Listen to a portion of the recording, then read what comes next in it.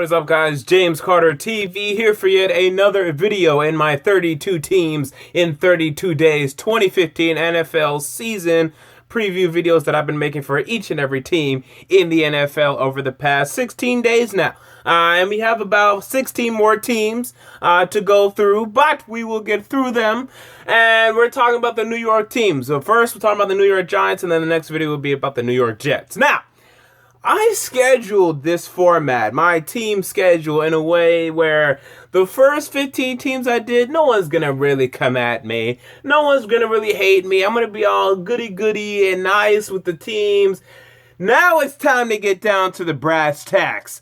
And it's time to start ripping off some Band-Aids. It's time to start pissing some people off because people don't want to hear things that they subconsciously know. That their team isn't really good. And the New York Giants is one of those teams. Now, Giants fans are going to, no matter what I say, Giants fans are going to come in the comments, they're going to yell at me, they're going to tell me that I'm wrong because of this, and this, and maybe I am. So at least grant me this. Yell at me in the comments, but do me the courtesy of coming back after the season and saying, okay, this is what you predicted, this is what actually happened, and then we'll see how close I really am, because who knows at the end of the day. But even though you really may think that I'm wrong, I may be right. So if I'm right, just grant me the courtesy of coming back and saying, hey, you know what, you were right. Or if I'm wrong, come back after the season and say, yeah, you idiot, I told you were wrong in August. They're in the freaking playoffs. Eli Manning's in the freaking Super Bowl, so shut up. And you can do that. So let's get into the New York Football Giants, shall we? We will first talk about their strengths. I don't completely hate this team, but I will go plenty into why I don't really like them as much as other people do. Their biggest strength, to me, is their wide receiving core. And it is even more improved after the addition of Odell Beckham Jr. in the 2014 NFL Draft. He exploded like no one could have predicted. I mean, people are coming on my top 10 wide receiver video from 2014 that I made in August of 2014 and yelling at me for not having Odell Beckham in my top 10. Yeah, guys, this was made before he ever played a game. How was I or anyone else supposed to predict that Odell Beckham is going to be a freaking superstar? I knew he could catch. I knew he could be great. I had him in my top 10 big board. But no one expected what we got from him. And you know what? He is going to continue to lead this Giants wide receiving core. I saw an interesting article. I'm not going to consider this because I think it's just kind of ridiculous. I think, who knows? But this article was pointing out reasons as to why Odell Beckham Jr. will get injured. And they went into complete detail and these reasons and a whole list of reasons as to why Odell Beckham Jr. will get injured because of past injury situations and him being a focal point of the offense and this and that. And I'm not going to believe that.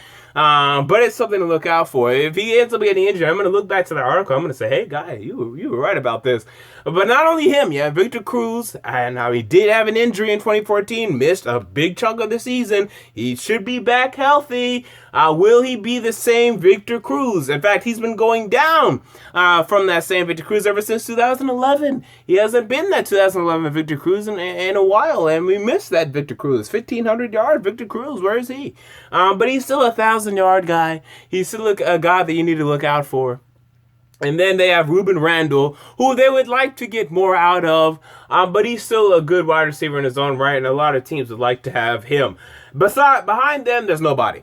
Okay, there's absolutely nobody, but when you have a 1, 2, and 3 punch, that's good enough for me. That's your first strength. Your second strength, your defensive line. If you make the right decisions, there's a couple of decisions you need to make, and this is kind of presumptive because I'm not sure I trust Jason Pierre-Paul. And people are telling me that he looks fine in training camp, and maybe that's the case. But I can't believe that when you lose a finger, you have the same sort of explosion and abilities as you would with that finger. So I'm very cautious to say, hey, he's going to be great. He's going to have 10-plus sacks. I'm very cautious. But you do have Jonathan Hankins, who I loved a couple years ago. I believe out of Ohio State, I believe. In the 2013 draft, maybe it was 2014. One of those drafts, I really liked him coming out, and he's been a good player, a really good player for them. Cullen Jenkins next to him, not great, but you know what you're going to get from him.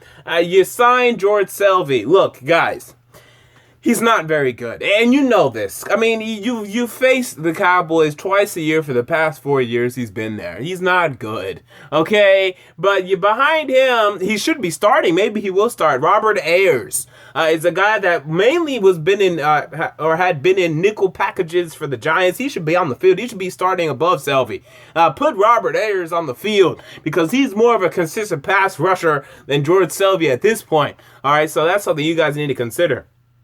So I like the defensive line, and you even have young guys like Owambe Odigizua out of UCLA, who I liked coming out, and Jay Bromley out of Syracuse. He hasn't done anything yet, but he still could. Kenrick Ellis didn't play much. I think he only has like 22 tackles in his whole career, formerly of the New York Jets, but he's another young guy that could contribute. So I like your defensive line. I also like your corners. I would like to say the secondary, but no, just your corners. I like your Dominique Rodgers-Cromartie, who has stepped up to be your best cornerback at this point. Opposite of him, you have Prince Amukamara. And then inside, you have Tremaine McBride. So, 3 good corners there, all right? One of them really good in Rodgers-Cromartie.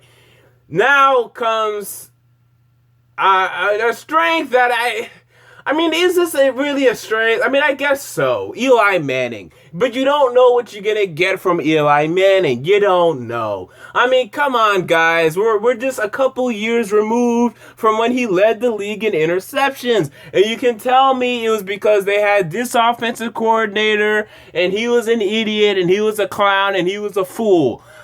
Sure. But you still don't know what you're going to get from Eli Manning. But that's the final strength, if there is one, on this team. Now let's get into the weaknesses, guys. And you have to be honest with me. Let's be honest together. Let's have a good relationship now. All right. Your offensive line. It's an issue. Will Beatty had an injury in the offseason. Looks like he's going to miss a large chunk of the season. Input Eric Flowers, your first-round pick out of University of Miami, your 11th pick or something like that this year. I didn't like him. And maybe he'll develop to be a good left tackle. I'm hearing good things in training camp. I didn't like him coming out. Think he's a little bit raw. Think he needs some touching up to do. And then throwing him in at left tackle. I mean, if right tackle, maybe we can have a conversation, but left tackle, protecting Eli Manning's blind side, Eli Manning, a quarterback that needs to have a good blind side if he's going to be successful? I don't like that. I don't like hearing that at all. Justin Pugh, bumped inside at left guard. Okay, that's your best offensive lineman, or your second best. Because I do like Jeff Schwartz on the right tackle position. Maybe Marshall Newhouse will challenge. Marshall Newhouse? Sound like Sarah Palin. Maybe Marshall Newhouse will challenge for that spot. But Jeff Schwartz, I think that's your best offensive lineman. And I do not like Weston Richburg out of 2013 draft, Colorado State, maybe 2014 actually. I don't like him. He didn't play well last season. He needs to improve. And then John Jerry next to him, who I think you need to find someone that's better than that. So you have your left tackle, you have your center, you have your right guard, you have issue. Maybe Eric Flowers will be good. Okay. But that's still issues for me. All right, and then let's talk about the... we're talking about 6 players we're about to talk about, or 5 players. Your linebackers, 1, 2, and 3 suck. They suck, guys. All right, J.T. Thomas, formerly of the Jacksonville Jaguars, they couldn't wait to get rid of him. They're not going to miss him, and you just added a detriment to your team. He is awful. Inside, John Beason, nowhere near the player he used to be. He's finished. Now, this one is a position of question. You have Jameel McClain, who isn't very good. But behind him, you have Devon Kennard. Now, this is somebody that if you start him, he'll be your best linebacker easily. And maybe he could even end up being a pretty good player. But for right now, I'm seeing on the depth chart, McClain is ahead of him. I do not understand why, because McClain is not even as good as Devon Kennard to me right now. So 1, 2, 3 players are bad. Now, you have your safeties, guys. You have Landon Collins, who has an MCL sprain. I don't know if he's going to be healthy by the time the season starts. Who knows how he's going to perform? I have my doubts and my worries about that. He's maybe good in run protection, but in the coverage, he's an issue. Free safety? Who? You don't have one. Don't tell me about Nat Burhey, the 5th round pick out of, I don't even know what college he came from. I can't think about it right now. Michael Thompson, who is done, a Achilles tear. Bennett Jackson, who could start at strong safety if Landon Collins is out, who did nothing last season. Don't talk to me about these guys, man. Your safety position is non-existent. It doesn't exist. So you're talking about 5 players, each linebacker, and 2 safeties that are poor as of this moment. Now, maybe Devon Kennard can start, and maybe he'll do something. Landon Collins, if he comes back from the MCL sprain, he has potential. But don't tell me about Nat Burhey. Don't tell me about Michael Thompson. Oh, he's not even need to be talked about. Don't talk to me about Bennett Jackson. Those are not starters or good starters in the NFL. And you're going up against teams that will look to run against you, like the Philadelphia Eagles, like the Dallas Cowboys, like the Washington Redskins. Even with Alfred Morris, they're going to present problems for these safeties. And then they're going to be beat over the top as you go against, yes, Dominique Cromartie, and yes, Prince-Amu Kamara can defend wide receivers well, but you would like for them to have some sort of safety help, please. And I don't like your running backs. Don't talk to me about we added Shane Vereen. Okay, Shane Vereen will get you a first down like every now and then, like maybe every game, maybe 2 first downs every game. He's not a player that you look at and you say, wow, we got this guy. And Rashad Jennings, will he stay healthy? Even if he does, who cares? I mean, he's a bottom tier running back in the NFL. He's nothing, guys. Come on, guys. You're telling me this guy's on the same level as a LaShawn McCoy? Not even we know he's not on that level. Who are you taking? Are you taking Alfred Morris over him? I'm taking Alfred Morris over him. Any running back, Ryan Matthews, Mark Ingram, he's not a good running back. There's plenty, countless numbers of running backs I will take over him. In fact, let me prove my point. Let me go pull up a list of running backs I would take over this guy. I'm sorry, I'm beating down your team. I haven't told you what my prediction is yet.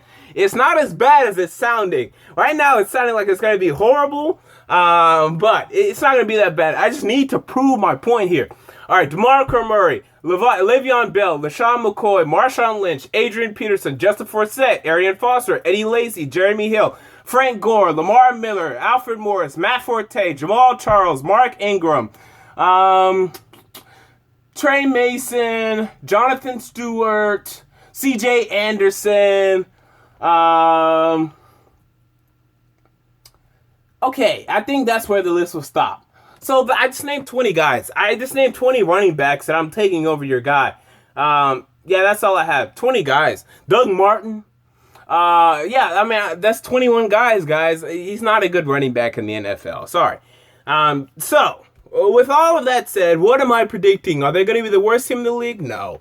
Because you do have your Eli Manning, and you do have your wide receiving core, and you do have your defensive line and your cornerbacks that will do something. But man, when you have 3 units that are bad, your offensive line, your linebackers, your safeties, will Jason Pierre-Paul be the same, man? These are questions. I don't know if... I don't know what they're going to expect from your boy Tom Coughlin, but they better not expect playoffs, because if they're expecting playoffs, to me, they're in trouble. So, let's look at their schedule real quick before I give you my official win-loss prediction for this team. All right, and also, real quick, last year, okay, I have to continue to bash your team. I'm sorry, I have to prove my point. Last year, guys, okay, you went 6-10, but man, you guys weren't even close to competing, guys. You guys weren't even close. You got blown out in Detroit. You lost heavily to Arizona. You didn't score a point against the Philadelphia Eagles the first time around. You lost 2 close games to the Cowboys. I'll give you that. You got blown out by the Seahawks and the Colts. You lost to the Jacksonville Jaguars. You beat the Redskins twice. You beat the Titans. You beat the Falcons. You beat the Texans, and you beat the Rams. And you got swept by the Eagles. So even if you improved, I know you're going to tell me, well, we improved. Okay. Even if you improved, you need to get to the point where you're even competing with these teams, because right now, you're not even competing with these guys. How you won 6 games is unbelievable. You had the courtesy, the privilege of facing a 4-12 Redskins team twice, a Tennessee Titans team once, 2-14, a Rams team that will always be mediocre, 6-10, a 6-10 Atlanta Falcons team, and a Houston Texans team. That's your best victory. Your best victory was against the Houston freaking Texans in 2014. So you guys weren't even close last season to competing. Besides, even with the Odell Beckham, you lost to the Jacksonville Jaguars with the Odell Beckham Jr. All right? So I'm sorry. I have to keep piling on. I have to prove my point. Now let's look at the 2015 schedule. All right, so you find yourselves in the NFC East again, obviously. But again, you got swept. You got swept by the Eagles last year. You got swept by the Cowboys, and you swept the Redskins. Now, I think some of that will change. I wouldn't be surprised if you guys sneak up on the Eagles for one. The Cowboys are still gonna beat you. I'm sorry, the Cowboys, they're gonna find a way to beat you. They're gonna sweep you, but you'll beat the Eagles once. I think the Redskins may beat you once. So again, a 2-4 showing in the NFC East. Now, you guys find yourselves going against the NFC South, including trips to New Orleans. That's a loss. Trips to Tampa Bay. You could win that. I don't like Tampa Bay. And you're hosting Carolina. That's tough. And you're hosting Atlanta. That's tough. But you lost, you beat them last year. They're better. They got better than, how can I phrase this? They improved more than you did. All right, so be careful with that one. Those are some toss-up games right there. And then you find yourselves going against the AFC East, including trips to Miami. That's tough. And a trip to Buffalo.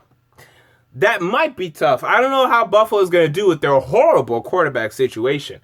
You host New England. You have a good track record against New England over the past decade, so.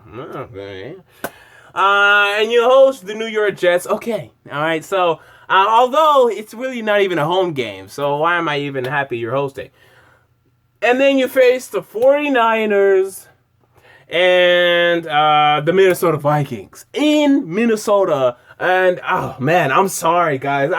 I'm sorry. I know you guys are gonna yell at me. You're gonna hate me. You're gonna hate me. Whatever. Best case scenario, I'm wrong. And the Giants find a way to have some sort of run game and pass protection with this offensive line. Devon Kennard is a freaking beast. Makes a freaking Pro Bowl. J.C. Thomas is not going to do anything. He's not going to do anything. There's best case scenario, he's off the team. Because anything involving him playing, it's a detriment.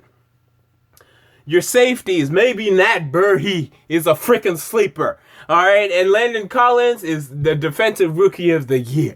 And if those things happen, then sure. The New York Giants are, even best case, I'd say 10-6. That's the best case. Worst case, your defense struggles. Eli Manning goes back to the Eli Manning of 2013. The offensive line can't protect him worth nothing. Your run game is non-existent. You guys could go 4-12. It could be that bad. Honestly, you guys won 6 games last year, and it was very lucky. I mean, the worst teams you're facing this year are the Jets.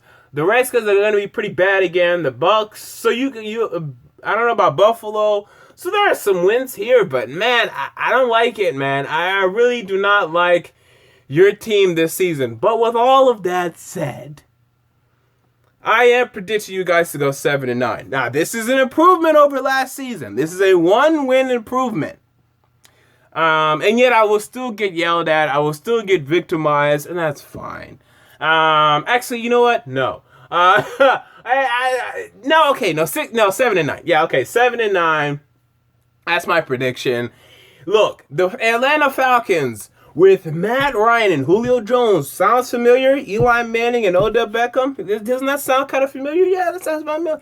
They went 4-12 in 2013, and then they went 6-10 in 2014, despite having that duo. So yes, you have the duo of Manning and Odell Beckham, but as the Falcons, how that turned out, it didn't turn out well. Sometimes you need a freaking defense, and you need a freaking offensive freaking line, and like the Falcons, you have a better defense than they did, but it's not that much better. And I like their duo better than yours, okay? So with that said, yell at me now. I think I've proven my point to this extent. If I'm wrong and you're watching this in 2016, hi, I'm a dumbass. Until next time, James Carter TV, I'm out. Peace.